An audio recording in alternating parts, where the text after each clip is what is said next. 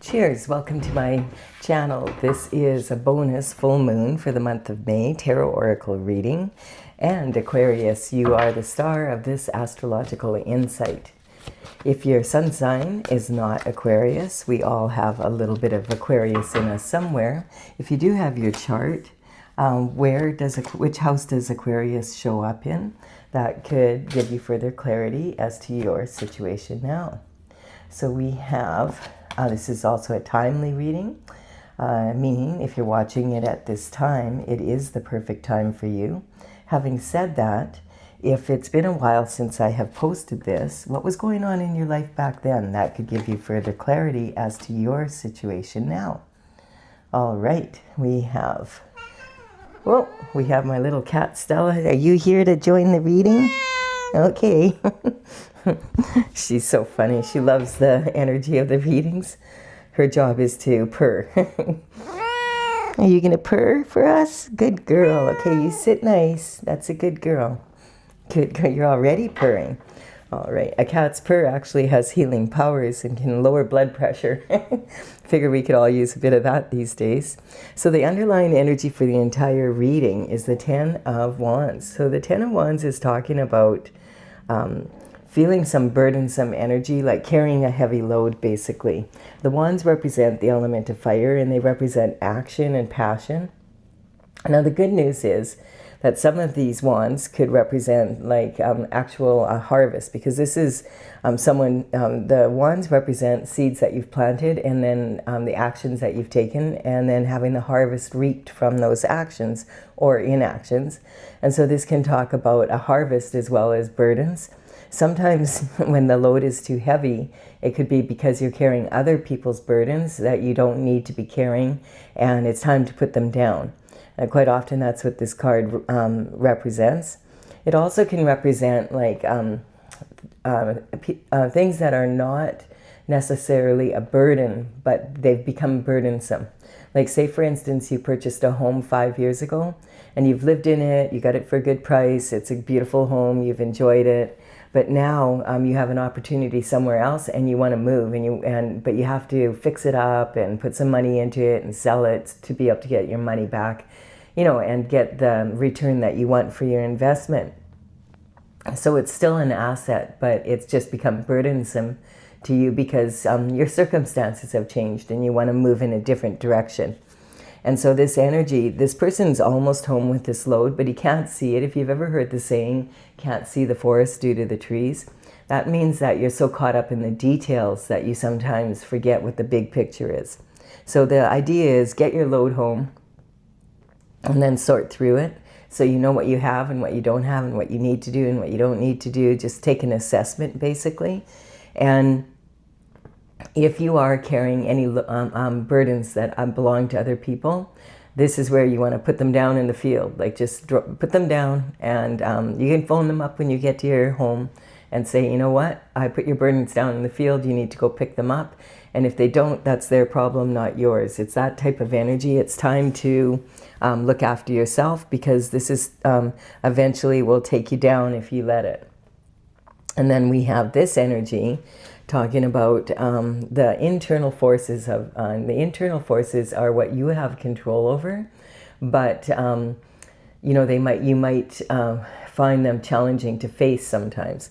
So the internal forces are the what ifs in life, and you'll know it's an internal force because what keeps you awake at night is like laying in bed and thinking, what if I do this and then this happens, or what if they do that and then I have to do this? It's that kind of energy that can keep you in a loop. And so the sword energy represents the element of air. And the air energy is, your thoughts. So the swords represent your mental intelligence, your discipline of your mind. It represents your thoughts. And how do we express thoughts? Through words, and either written or it can be verbalized. And sometimes it could be singing or, art, from our creativity that we express ourselves. But generally, for communication purposes, it's it's written or verbalized word. So this energy, I don't know why that's coming up. There's some sort of musician energy coming up. So we'll take a look at that if we need to here. Or that might mean something to you.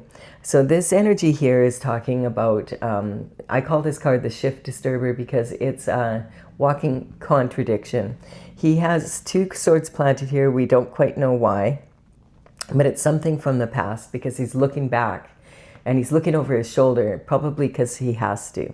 And then we have 5 swords here. And the thing is, he's sneaking, like he's on his tiptoes and sneaking around, but it's broad daylight. So what the heck? You know, and so this energy is saying if this person is a thief, it's not a thief in the night. This is someone who in broad daylight thieves. And so this can represent white collar crime. It can represent like intellectual material. It can represent documents, etc. A paper pusher possibly that is involved in white collar crimes such as money laundering, identity theft, forgery, that type of, what else am I thinking of? The word's not coming out. It'll come to me. It starts with the C. Sometimes I can't remember words when I'm in the in a reading. But in any case, he's moving forward and he's looking backwards. So he's not looking where he's going. And when you look at him, you think, what the heck? Why is he carrying these swords like this? These are really sharp. And he's not looking where he's going. He could easily trip. And if he does, he could lose his hands here. Like, this is really dangerous behavior. And if he's this dangerous with his own safety, what is he like with other people's safety? So this is saying, you know, this is someone that, there's some shifty energy here. And quite often this can be like, I don't know, it doesn't necessarily have to be like a thief, but something's going on here. And it could be just like a kind of a buffoon, you know, energy that's someone who does ridiculous things because they're impulsive and then everybody regrets it later. Like anyone that's around, you know, that had to witness it or was involved ends up having to clean up. That's the kind of energy. And we have the Hermit. So the Hermit is, he has been through a dark night of the soul, so it could have to do with this energy over here. We have a bit of that showing up here as well. So this is talking about the Hermit wants to isolate himself so that he can meditate and pray and not be interrupted or bothered. So he climbs the mountain. He goes to the top, and then he, and when his lantern is full of the light of the North Star, which is about following your destined path, after conferring with God, he knows what action to take, and he comes down from the mountain. His rod is now golden with the light of what actions to take, and he takes action on that energy. So this is about how you're identifying with yourself right now, your self-image. And then we have here the Temperance cards. So Temperance is talking about devotion to your life path, the path of glory, the one that God put you on earth for. Some people feel that this energy is earth angel energy. It's a Sagittarius energy.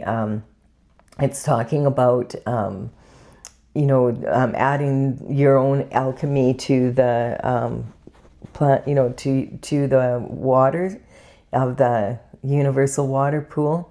And the right foot, she has her right foot in here saying she's taking action and adding something to the planet, and she's grounded in this to earth. And you can see where her left foot is landed, that there's flowers here. So in the Bible it says that God sends 144,000 angels down to earth, and basically to make the world a more beautiful place and make it more fair. So this is about being devoted to that energy.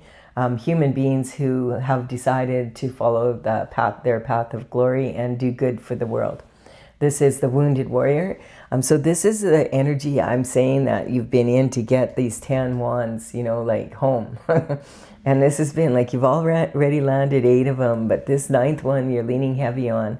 This is the Wounded Warrior saying that you've stayed on the path, but man, it's been challenging. It's been a lot of work, and you actually have a headache. Like it's like, man, I'm exhausted. You're leaning heavy on the 9th wand here. And this 9th wand energy is close to your heart, but you have one more to go, and you're just summoning the courage and the energy to do so.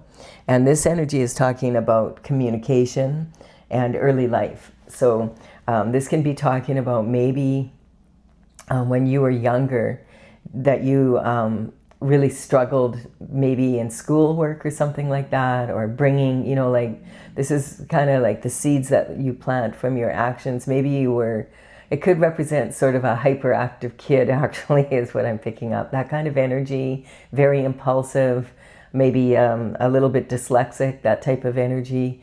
Something like, you know, in the spectrum possibly. It's just an energy of I feel like it was challenging for you to sit still and learn in school, basically. And sometimes, you know, my dad used to say there's a fine line between genius and an idiot. And what that means, what he meant by that is that sometimes the smartest people do the dumbest things. And it's because they're not socially, you know, advanced, but they're very intelligent. And then sometimes later on, those are the people we look up to as being like, this person was a total complete genius. And I can think of a few people out there that you know, we're in that energy and we look up to them now. So it's too smart for your own good kind of energy, but not knowing how to direct it. And that's kind of this energy.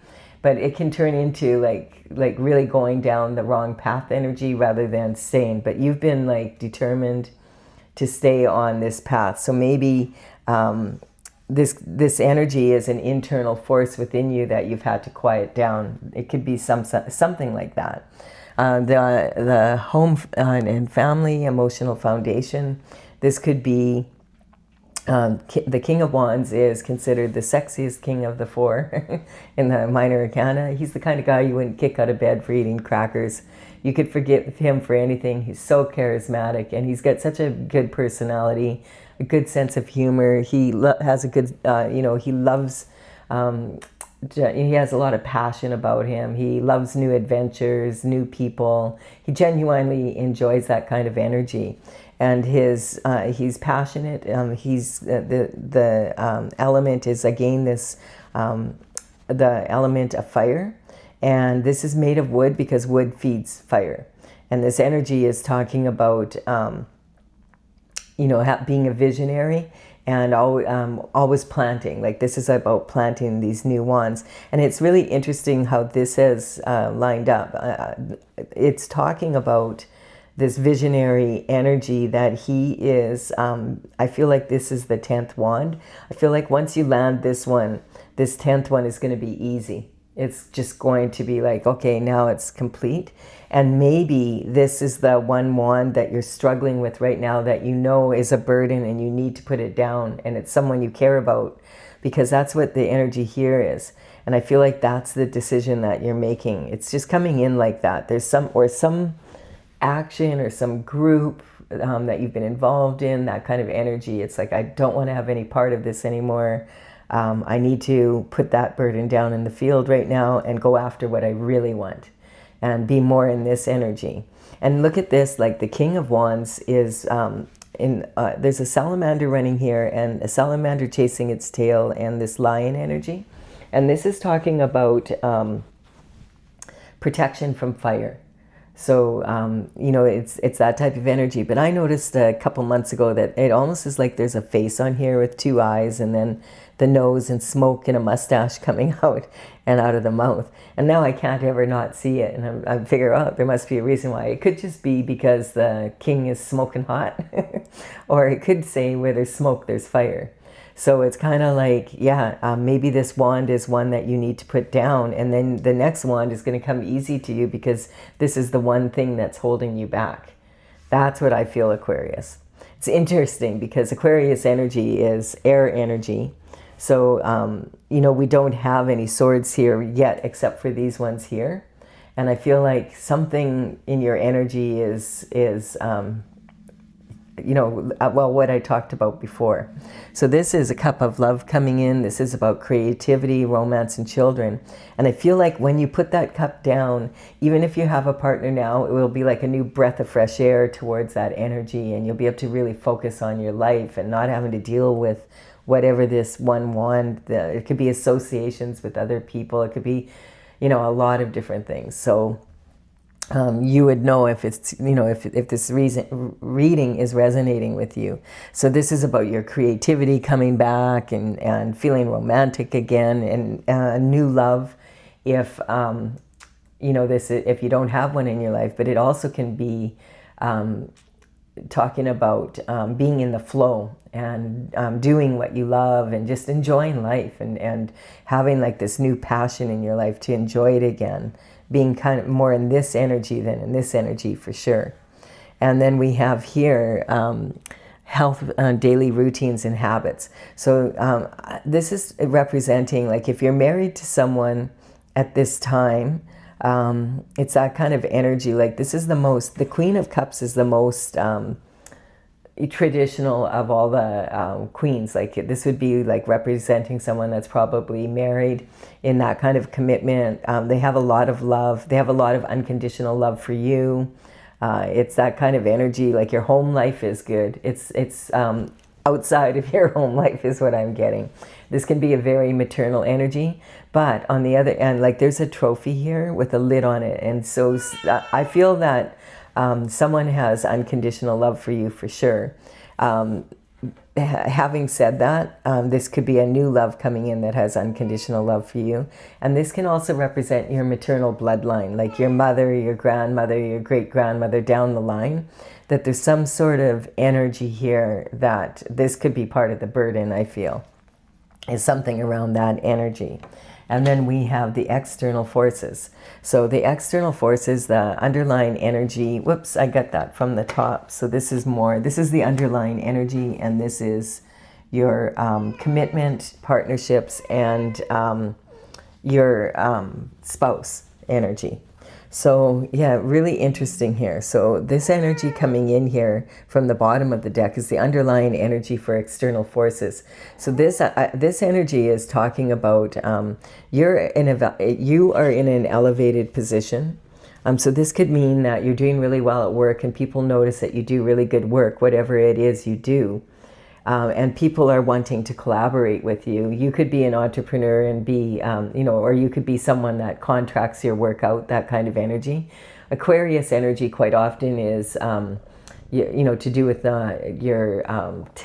your mental intelligence and, your ability. It could be technology, research, that kind of energy, like someone that uses their mind to be innovative. That's an experimental energy as well, like liking to take on new projects and experiment to see how they work out. So this could be that type of energy. And there's some people that want to collaborate with you in the external forces, or have been wanting to, or you have been collaborating with them. And this is called, I feel this is where the burden is. It's something to do with that. And I also feel like this could represent the energy that somehow your maternal bloodline is involved. So this could be like, or this sometimes could represent, if you do have a partner and you're married, that this could be your in-laws maternal, like that kind of energy, that maternal line. And so there's some sort of, this energy here is my secret society card. So there could be some sort of underlying energy here where these people have a different motive, and you may or may not know it, but they might belong to one of the many secret societies out there. And this can be religious churches, this can be cults, it can be, there's all sorts of secret societies out there. So this particular person is doing this beautiful stonework. So this is, like Mason energy, Freemasons, and a lot of times this energy, it's not necessarily that the people themselves are not good people or that kind of energy. A lot of them do good work, but it can be that the society itself has ulterior motives for your work. And so you have to make sure that you're in alignment with anyone that you collaborate with, rather than signing a contract, being in collaboration, and then not being able to get out of the contract. That's the kind of energy, because you have to understand that if there is some secret society energy, that means that the group energy is more important than any single individual. And so when you sign on that dotted line, you're signing up for all of that energy, whether you know about it or not. And if you don't sign up for it, you might really, they might be really not saying, they're not taking no for an answer. So then, you know, it can cause a lot of issues in your life when that energy is there. So just I feel like that's kind of like you would have a great life if it wasn't for that shift. And I feel like you want to put it down. This is talking about really immature competition, mean girl energy. So this can be like, I feel again that this is something on your maternal side, or it can be if you have a spouse, it could be their maternal side. That, you know, the energy coming in from the mother's side. And so this energy, it's think of mean girls, you know, this is like narcissistic cheerleaders that are like, you know, they're at a competition and they want to win. And there's another team there, and that team has, you know, that team is clearly better than them, but they don't want to admit that to themselves. They want to win that trophy. And so they'll do anything to win. They don't care if they have to, you know, cheat or whatever they have to do. And if they don't succeed, their mothers will pull strings in the background to make sure that they win. And this could be as young as like in elementary school, but that's the kind of helicopter parenting that's out there right now. So this energy is when this is really immature competition. Because as you mature, you start to realize, oh, it doesn't matter if you're in a sport or you're competing for a position at work, or you just want to have a good life and, you know, do things your way kind of energy. You might be in competition with other people, but you're really in competition with yourself. So if you can be 1% better at whatever you do every time you go out there and you go for a job interview, or you go for, you know, you take a course and to learn something new, to better yourself, that kind of energy. Anytime you put a little extra effort, that little extra bit into it, it raises your vibration, and you're able to, even if you're only 1% better when you go out there the next time, it's an improvement. And those small improvements really add up over time. And so this energy is like, as you get older, you start to, even if you're on a team, if everybody on the team is 1% better every time they go out there, you're going to improve to the point where eventually, you know, you'll be legitimately winning that trophy instead of trying to cheat to get it. And so this is talking about the Wheel of Fortune. And so this is turning in your favor. This is in transition. I feel when you put this burden down, or when this burden is put down for you, the universe is conspiring to have you be in the flow and have a good life, then you'll be able to move forward in a much more gentle way than this. More in this energy, feeling enthusiastic and looking forward to your day and looking forward to tackling new projects, having a really good relationship with your spouse, your partner, you know, if it's business, if it's romantic, you know, your spouse or your partner in that way. And so the Wheel of Fortune is turning in your favor. It's interesting because this is also a Sagittarius energy. When these two come together, it's talking like the universe is really conspiring. It's almost like it's your destiny. And because you have stayed on your path to be in your destiny, done your best to do so anyway, that now you're going to receive the reward, the benefits of that energy. And this Wheel of Fortune has been coming up in a lot of readings, and I do feel like it has to do with the energy of Uranus, which is ruling the Aquarius energy. Uranus on the 25th moved into the sign of Gemini. And it's going to be there for like until almost 2033. So, and it's all about new and experimental energy and new. So this is right up your alley. And I feel like a lot of people fight that energy, but for you, hey, this is what rules over you. This is how your mind thinks. Finally, this innovative mind of yours is going to really benefit you in a really big way. And, you know, the Gemini, and what's interesting is across from Gemini on the horoscope wheel is Sagittarius. And so you and Sagittarius are the two signs that are going to benefit the most from this energy. Your opposing sign is always going to kind of be in the same, it could be an opposite effect, but it's going to affect both of you very much so. And so I feel that this is less about the full moon energy coming up and more about that energy for you and why this Sagittarius good fortune energy is coming in. And we'll talk about the full moon because this is in the area of transition that this is coming in. And so the Wheel of Fortune is turning in your favor. And on this is actually the past, the present, and the future coming together. And on this wheel are there's actually 3 wheels. On one of these wheels are the Hebrew letters for the name of God. And when this energy, like when it's talking about the perfect order of God and God's plan. And so if you've been like staying on your destined path here, this is, the letters add up to the name of God being a tetragrammaton. But a tetragrammaton is a very, it's a sacred geometric symbol representing balance and unity. And that's kind of the energy that's Scorpio at its best.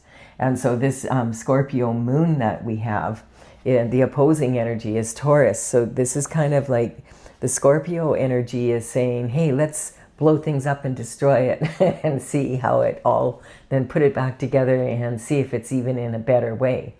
And opposing energy for Taurus is, or for Scorpio is Taurus, and Taurus is, hey, be careful there.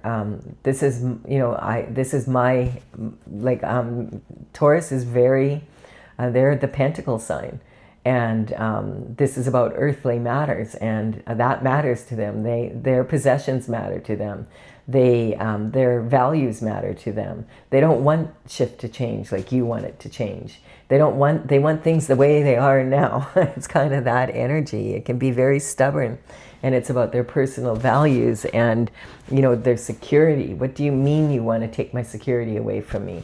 But this is the energy that this full moon is like really showing this conflict, and not just for any, like just in individual people, but what's happening in the world as a whole. And so this energy is very powerful, and it's emotional.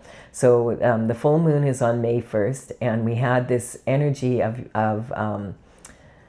Uranus moving into Gemini on, this is like on the 25th. So the Aquarius energy is that's right up there, alley with Gemini. Gemini is very quick-witted and can handle, like quite often Gemini energy can be accused of doing like a 360, not a 180, but a 360. They can go from one position and in, a few seconds go through the whole range and then come back again.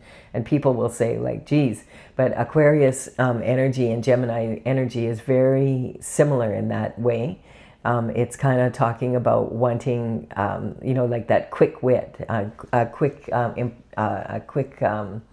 thought process. And so, and experimental. Aquarius energy loves experimenting. So it's that kind, and then observing it, like, and seeing, okay, did that work? Like, when you see, and then you'd be like, see, Taurus, when I took it apart and now that I put it back together, it's even better than it was before. And Taurus is going, okay, you're right. It's that kind of energy. So the conflict can be resolved, but that's the kind of conflict we're in. And this moon, this full moon that's coming up on May 1st is encouraging that, make those declarations. You have to be really careful with that energy, because it can be really like people, besides that, with all the Aries energy, all the planets just moved, there's 6 planets in Aries, and then the new moon moved into Aries. There's a lot of new, and not everybody enjoys that like you, Aquarius. It's kind of like, wow, but like they're going to have to get used to it, because with Uranus in Gemini for the next 7 to 8 years, it's going to be like that. And in particular, the reason Sagittarius energy is showing up here is because Sagittarius is across the wheel from Gemini. So, but it is talking about how beneficial this energy is for people who are willing to step into that type of energy instead of trying to hang on to the old. So this is talking about reconciliation. And the Six of Cups is talking about, when there's reconciliation, that would imply that there needs to be some sort of apology or some forgiveness kind of energy. So this is talking about, someone from your past might be wanting to reconcile with you, that type of energy, or you might be trying to reconcile the past energy. And this card is coming up for like almost every reading. And I do feel that part of that is people are trying to reconcile their past because everything's changing and they're trying to figure out, oh my, what do I do now? What I used to do isn't working anymore. And it's really, with all the planets having just moved into the Aries energy, if you want to know more about that, I do readings for the beginning, the end, and the beginning, the middle, and the end of the month. And there's eclipse energies that we just went through. All of this is, you can check out my playlist. In this playlist, new moon, full moon, I have the eclipse energy. And you can check out those other playlists if you want to know more about it, because it's a lot. And I want to just focus on moving forward with this reading now. But this full moon energy, just be aware that people can be really touchy right now because of this energy. They're trying to reconcile, a lot of people are wanting to hang on the way they used to do things instead of moving into, let's move into this new way of doing things kind of energy. And so this is talking about, this can even talk about reuniting with someone, or someone from your past. Or someone from the past coming in and that you don't want to reunite with, and it's like, no, I'm done. This energy, when you first look at it, you think, oh, there's two children playing with flowers that are potted here and there's someone watching over them. But then when you look at it again, you realize this is a gnome and this is a little woman. And from the back, she looks like an old hag. And from the front, she looks like a young woman. She's wearing this white mitt. And this white mitt means I don't want to get my hands dirty. I want to remain innocent and clean. And, the old hag is like walking out, like, we don't want your damn flowers. She just tells them straight out, there's not even yours to give away. The younger version is saying, being nice, and I'm explaining and people pleasing. She doesn't want the flowers either, but she's being nice about it. The old energy here, she doesn't have patience for that shift anymore. It's that kind of energy. So this says, are you going to revisit the past, or are you going to move forward? You have to make that decision. And the white flowers here, they represent innocence, but these are not innocent flowers, because these flowers are datra. And datra, another name for datra is angels or devil's trumpet. And this is a really beautiful plant, but it's from the nightshade family, and it's very toxic. Like if children were to ingest it,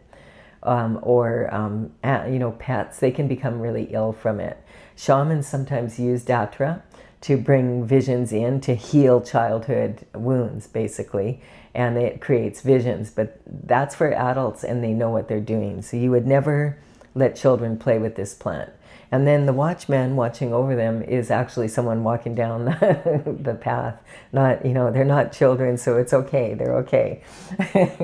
But that's the energy. So this is talking, there might be illusions from your childhood that you want to take a look at, and that's why this maternal energy is coming through.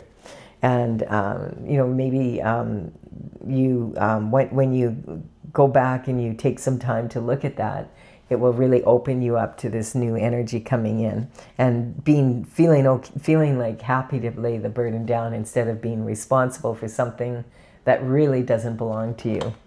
And then, conviction beyond a doubt. So this is when you say, I'm standing up for myself and I'm going to do what I need to do here. I want to have this really good life that I deserve.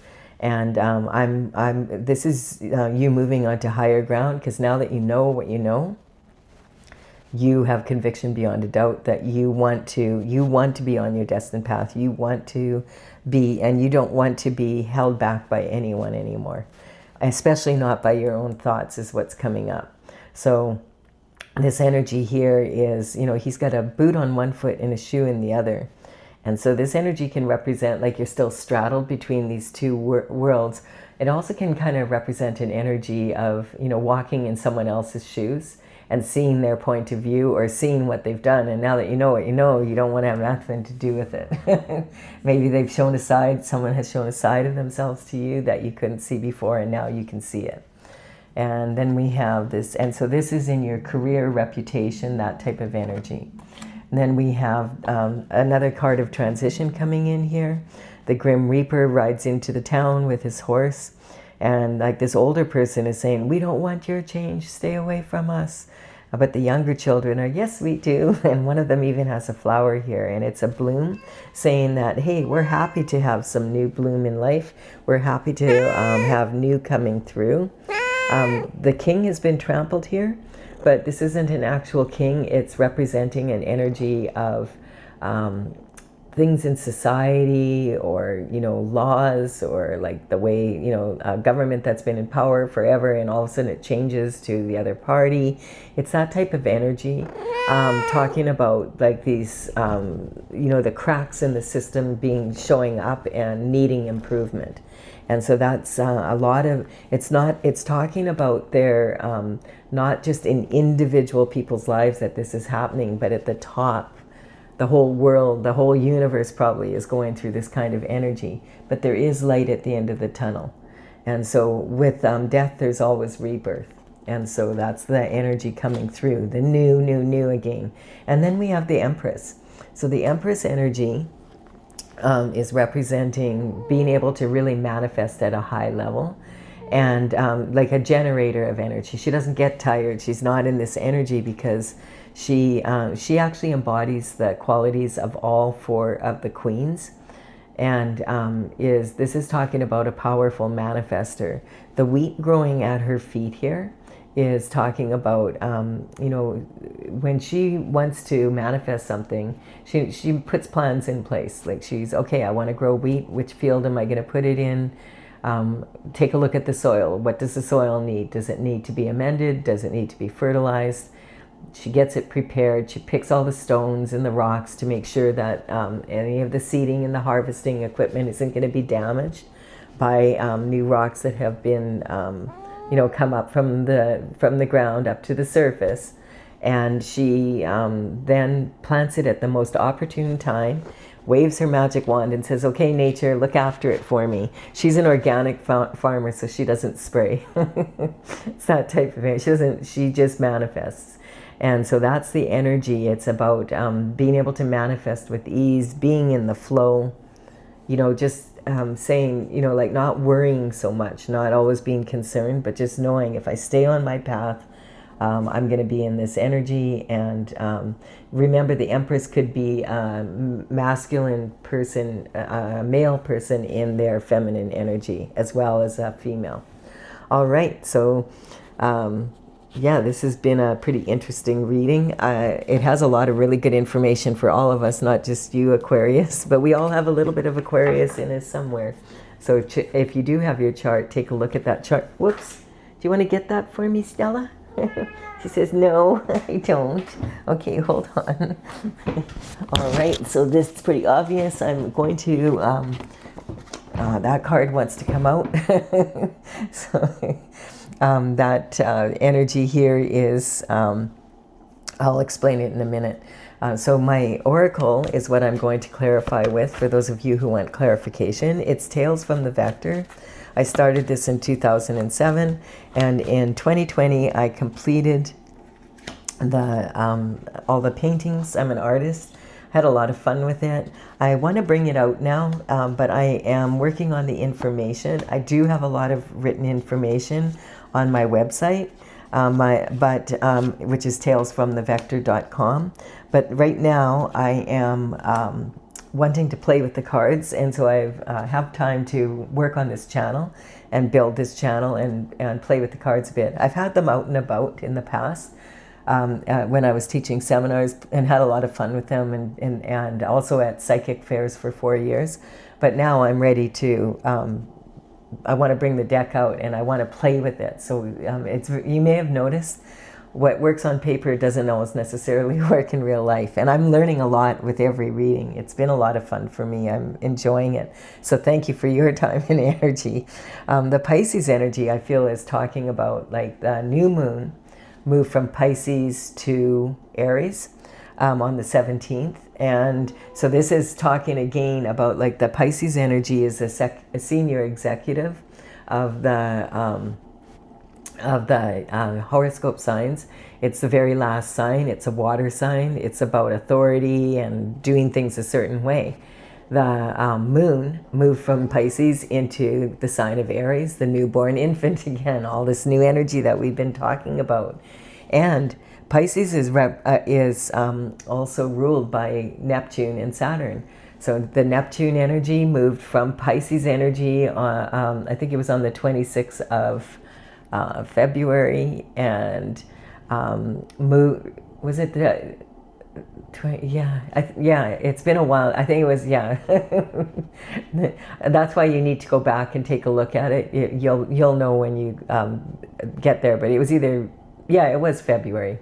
So it moved into the energy of from Pisces into the energy of Aries, and it's going to be there for 14 years, and it's about idealism and how do we approach relationships with people and business and with our family and with our loved, our romantic partners, and how do we approach life in general, and about our idealism. And so it's moved from Neptune energy, from Pisces energy into Aries, and then shortly after, about 10 days later, Saturn joined it. And so those Saturn's all about responsibility and deep energy and having to do things the right way and making sure that your bills are paid and that kind of energy. So those two major planets moved in back then, and that's what I feel from Pisces. And then the moon joined them and 4 other planets in that energy on the 17th of April. And now we have the Scorpio moon wanting to be like, let's just see what happens if we take it all apart. Like we don't have enough new. So it's very volatile energy right now, and we can see that playing out on the planet. So we have Gemini energy here that I feel is talking about like needing to be balanced in this energy, needing to go inward, meditate and pray, stay calm, don't be impulsive. This is about strong communication and learning, right? And using your intuition as well as your logic to be able to come to strong, making strong choices in this energy. And look at this, we have the Taurus moon, which is sitting right in the Taurus energy here, and it's talking about learning to give and receive. Taurus is the second sign in the zodiac, so it's talking about that like toddler kind of energy. Toddlers are so lovable, and they're always asking why, and they're so cute. And then you ask them to share, and if they don't want to share, they can be like a bull in a china shop. You've seen them sometimes at the supermarket checkouts. They always put the chocolate bars and the candies there, right? And having a total meltdown, a temper tantrum. And so that's not the energy that you want to be in, but that's kind of how Taurus is feeling about Scorpio, wanting to change things more. Hey, this is my security blanket, and you want to take it from me and put it in the wash machine? Are you crazy? That kind of energy. And then we have the transition coming in again, a lot of change, but it's saying I feel it's this one burden that you need to put down. And then you're going to be more in this energy where we have, and this is talking about the moon energy. So on May 1st, we do have that new moon or that full moon. This is about being engaged in the energy and not letting the emotions get to you. And so not getting entrenched and being dragged down by it, but handling it in like being more in this energy. The High Priestess is talking about making sure you use your intuition. And again, it's saying the moon energy, that's the High Priestess is highly intuitive, and she understands the cycles of the moon, can really inspire that intuitive ability. And so then we have the High Priest, so that High Priestess is on this you know, to get into the flow of life, and it can also represent someone new coming into your life as a romantic partner, or injecting new life into the partnership that you already have. And then we have worldly and otherworldly desires. And so this is sitting on this energy again. And I feel like this is talking about your maternal line. There's something about that energy that's off. And it may be something that needs healing for you. Maybe you've been affected by it in some way. And so it's just talking about that energy, and going after your authentic desires, rather than, you know, and some people, they'll be like too spiritual, and I don't want anything in life, you know, I don't want to have any possessions. And that's not really much fun, to be on planet Earth without anything when there's all this beautiful energy around. And then there's other people that are like, no, all I care about is, you know, money and my possessions and that kind of energy. So there has to be a balance there. And that's what it's talking about, is giving yourself permission to go after your authentic desires, because the energy, your authentic desires are going to bring you like true joy, whereas your you know, material desires, they come and go, and they're anticlimactic. There's never enough. You may have noticed that sometimes, that energy coming out. And so attachment, what's yours is mine, and what's mine is mine. That's exactly the energy, the conflict in this full moon energy. And so this is talking about, don't get pulled into other people's web, you know, and if you are, get out of it, you know, if move forward in a strong way. This is Aquarius, you're showing up here, and it's talking about being, this is partnerships, commitments, and your spouse. So this is about, you know, experiment a little bit with this energy, and see whether or not you can bring out a better result. There could be like some sort of energy here that's competitive in some way, and doesn't need to be. I don't know what exactly that's about, but you may know. The denial is on transition. What I don't know won't hurt me. Yes, it will. So don't be in denial. The Wheel of Fortune is turning in your favor. You know, move forward in a real strong energy. If there's something going on that's bothering you, and you need to put it down, and it's not even it's not yours to carry, put it down and let whoever's it is carry it instead. Dissemination of information can be elephant wet elephant. So this is this energy with all these illusions that you might have about your childhood, and things maybe not exactly the way you were told or the way you perceived them when you were young. And it can also talk about the past coming back in and having to like do some work to clean it up, that type of energy. Like put that burden, I keep getting, put that burden down. It doesn't belong to you. And we have the Hermit energy. So this is talking about once you know what you know, and you make a commitment to step into the life that you want to have, that is, you know, that you have peace of mind, and you have this flowing energy, instead of having to always be like, you know, in this, oh, what am I going to do about this now? What am I going to do about that now? It's about that energy of the Hermit, again, saying, you know, this is your career and reputation, and that everything, if you have that energy about you, everything's going to go smoother for you. Whether that be in love or in your career, that kind of energy. And then disruption on the transition. What's fun for some is not fun for everyone. Now, isn't that true? So this is, again, that energy of this conflict between, like, Scorpio loves this, like, let's change, you know.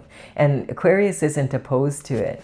But you need to recognize that just because you're, like, if you have a Taurus in your life, that might be where this conflict is coming in. And if you, once you understand, oh, it's not like they're not against what I'm doing, they just are uncomfortable with it. Yeah. They don't want to experiment. It's not fun for them like it is for you. And then this is talking about having the harmony. Yeah, like I get, once you understand that, wow, then the clarity comes through, and you'll find that things run smoother for you in every way. The conversations are stronger. So this is really good energy. It's really explaining this dynamic between the, you know, that the full moon is bringing up, and also this Uranus energy and all the new energy in the astrological influences in general. So I do hope you've enjoyed it, Aquarius. It makes me laugh because it's so funny that some of us like have this resistance to change, and then others that's like, oh, yay. And how we don't even necessarily see the other person's point of view because we just don't get it, that kind of energy. So I do hope you've enjoyed it. Give it a like and comment if you have, and consider subscribing if you resonate with the energy of the channel. Bye for now. Oh, you're finally being so good, Stella, and now we have to wake you up.